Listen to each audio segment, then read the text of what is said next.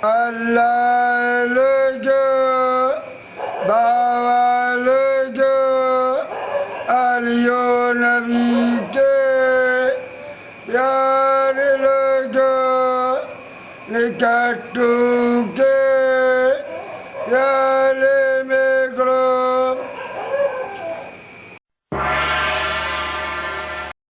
नमस्कार, आई witness news पर आज देखिए, लॉकडाउन में घर में ही कैद हुए रमजान के निखट्टू।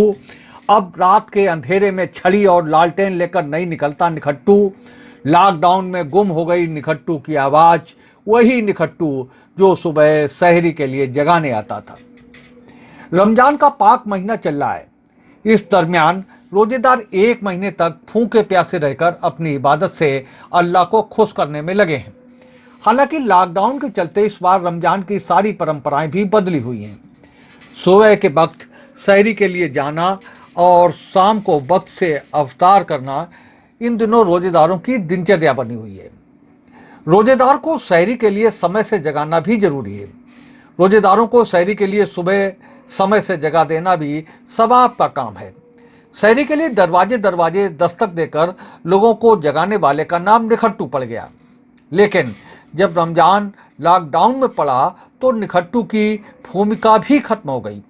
सैकड़ों साल पुरानी निखट्टू की भूमिका इस साल खत्म हो गई है। तो आइए जानते हैं निखट्टू कौन होता है और क्या उसकी भूमिका होती है। सहरी का वक्त उस समय शुरू होता है जब रोजेदार सोया हुआ होता है। रोजेदार का रोजा छूट ना जाए और वो सहरी कर अगला रोजा शुरू कर, इसके लिए रोजेदार को सहरी के लिए समय से जगाना भी जरूरी है।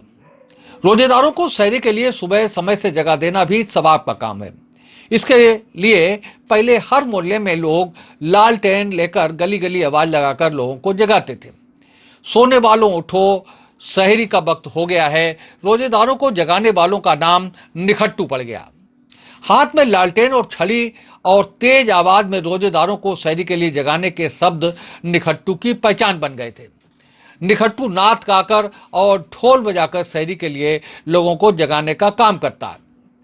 बदले वक्त में रोजेदारों को जगाने के और भी नए तरीके आ गए हैं। 40 साल से निखट्टू का काम करने वाले मोहन चोटी इस साल उदास हैं, क्योंकि इस बार उन्हें सहरी के लिए जगाने का पुण्य का काम करने को नहीं मिल रहा है।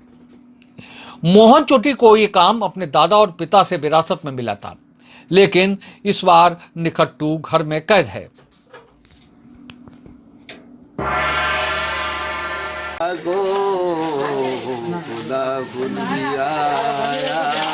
सवेरे सवेरे दुशंबे का दिन था, सार का उजाला इस उम्मत ने पाया।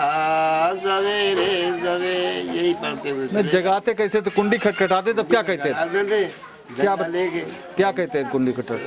कहते का टाइम बता देते, खत्म होने का टाइम बताते थे कि 4 बज के या 3 बज के या 49 पाठशाला साहब है। आज है 4 बज के 5 मिनट में खत्म।